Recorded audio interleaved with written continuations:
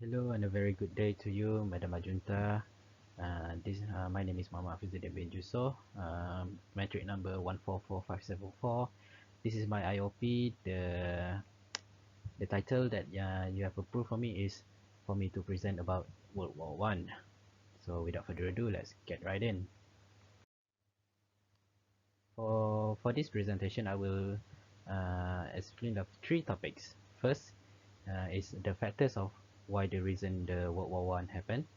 Second, the summary, basically the really oversimplified of the war timeline.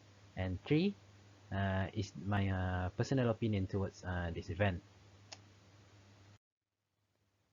Okay, according to Martin Luther, born from 1483 to 1546, war is the greatest plague that afflict humanity. It destroys religion, it destroys family, and its scourge is preferable to it. Okay, so the first one, factors. What causes this war, World War One, or the Great War? Okay, so based on my research online, World War One is caused by mania, M for militarism, A alliances, N nationalism, I imperialism, and A assassination. Okay, so militarism during this time, most of the countries in Europe decided to increase their expenses in defense expenditure. From the data that I got, from 1910 to 1914, France, Britain, and Russia decided to increase their spendings in defense expenditures. France increases by 10%, Britain by 13%, Russia by 39%, and Germany by 73%. Now that's a lot, okay? For increase in defense expenditure, it's almost like they are preparing for something. Okay, A, alliances. And during this time, Europe was basically divided into two: Triple Alliance and Triple Entente. Triple Alliance consists of Germany, Austria-Hungary, and Italy. Triple Entente comprises of Britain, Russia, and France. Later in the timeline, they gonna change their name into Central Allied and Axis Allied. Okay, so and for nationalism, after Congress of Vienna 1815, Germany and Italy were left as divided states. However, a strong nationalist movement and revolution leads to unification of Italy in 1861 and Germany in 1871, which means now they are both completely different countries. This movement and revolution causes France to lose Alsace-Lorraine to Germany, and because France lose this state, uh, their urge to regain it has become France's main goal.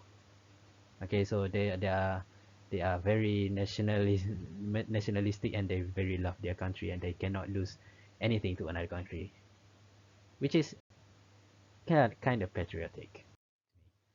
Okay, imperialism. During this time, Britain, Germany, and France needed foreign market to increase their manufacturing caused by the Industrial Revolution. By this time it was the second Industrial Revolution. Okay, these countries competed for economic expansion in Africa, although Britain and France resolved their differences in Africa. However, several crises foreshadowed that the war involving Germany against Britain and France in North Africa, which means that there are already, what do you call it, bad blood between Germany and Britain and France. Okay, in the Middle East, on the other hand, the crumbling Ottoman Empire was very alluring to Austria-Hungary and the Balkans and Russia. Okay, so the last A in mania is assassination. This is what you can call it the spark that caused World War One. Okay, so in this picture below is Archduke Franz Ferdinand and his wife Duchess Sophie at Sarajevo, Bosnia, June 20th, 1914. They were on a road trip on that lovely day, and they were killed by a Serbian nationalist group called the Black Hand, who believed that Bosnia should belong to Serbia and not to Austria. Uh, this many things that this event causes a domino effect that lead to World War One. Okay, so I'm going to talk about the timeline. Oversimplified, very oversimplified. So take it with a grain of salt. Okay, so oversimplified timeline. It started in June 28th, 1914. Archduke Franz Ferdinand and his wife, Duchess Sophia, were assassinated. Okay, so 1 month after that, Austria-Hungary, the country where Archduke came from, declared war on Serbia because the killer was come from Serbia, a Balkan country, right? So, because of their alliance, the Ottoman alliance with Germany, the Ottoman Empire's alliance with Germany, Britain's and France alliance to Serbia, they also declare war on Roman Empire on November 5th, 1914.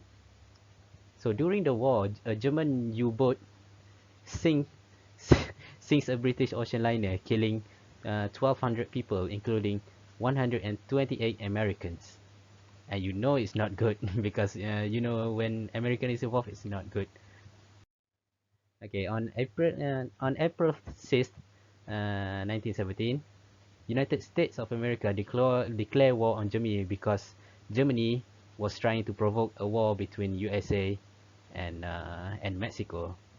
You know, they sent a telegram to Mexico trying to provoke a war between Mexico and USA, but Britain intercept the message and they tell America about it. So United States declare war on Germany.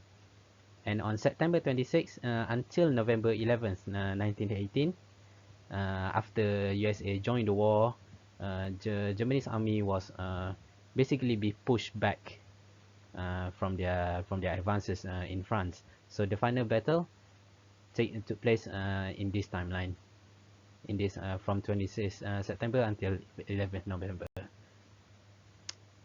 Okay, but then finally on November 5th, 1918, sorry about that, it's not 14, November 5th, 1914, Germany surrendered, and the allied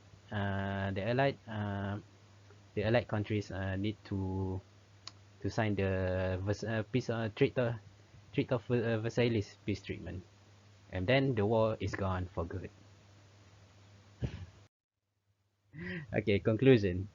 My in this conclusion, I'm gonna speak my personal opinion towards this event, this war, this tragedy. Okay, for fun fact, about eight, not about the confirmed casualties from this war is 8,556,315 total troops dead from all countries in World War One. That's a lot of death, if you ask me. So, based on this number, I ask myself, what good is war to us? What benefit does war gives to us? Okay, like, is it really good for humans to have war all the time? Like maybe in a situation of war, just imagine, maybe at that time we have a common purpose, right? We have a common purpose, and maybe also because in this one in World War One we can see the changes of military strategy about how they do war, about the trenches war, not like the war in the old days, okay? Right. Maybe there are benefits in the advancements of technology during war, but really, is that really worth it? Is it really worth 8 million lives? Okay, and okay, that is one of the questions. Second question is also, why do we war? Why? Because before I said about the mania, right? The militarism and all that, but we ask again, is it really worth 8 million lives for that? You know, for just being patriotic, we need to war. to declare war on another. Okay. And second of all, and the third question that I ask myself is that how do we avoid war? And that is a question that we all have answers for, right? We can say like do not be racist and be considerate to others and so all things like that. But we in the end we need to realize that we don't have the choice, because when the war happens we need to go just to just to defend ourselves. So really it's not up to us actually. It's up to our government. Yeah, maybe it's got darker there. Okay, so I think that's all for me. Thank you, Madam Ajuntha. I am so sorry for taking this too long. I am so sorry. Okay, thank you, however, and goodbye.